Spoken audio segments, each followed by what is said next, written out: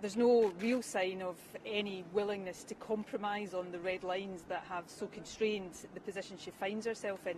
It seems to me that her priority is trying to win support from the DUP and the hardline Brexiteers in her own party, rather than genuinely try to compromise to bring others on side. And that strikes me as a course of action that is destined to fail. So, I remain really concerned that, we're in a position now that we need to be seeking an extension of Article 50, otherwise that no-deal cliff edge gets ever closer. Was there any sign from the Prime Minister of where she might be willing to budge, or whether any of the demands you've made on numerous occasions are going to happen?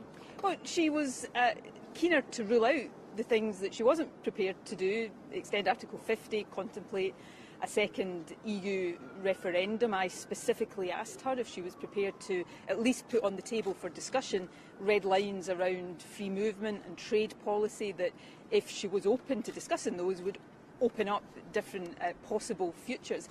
There was frankly a refusal to give any direct answers to that.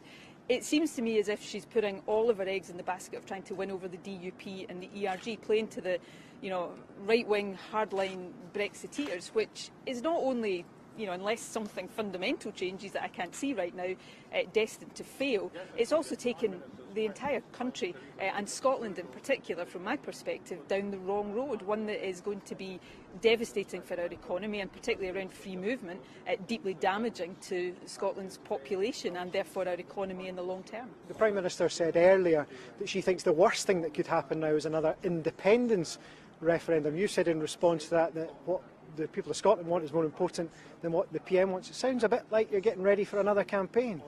Well, I think the Prime Minister fears that she would lose another Scottish independence referendum, so she's running scared of the verdict to the people.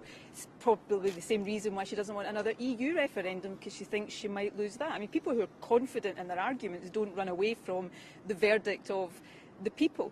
But, I think people in Scotland are probably getting sick and tired of hearing what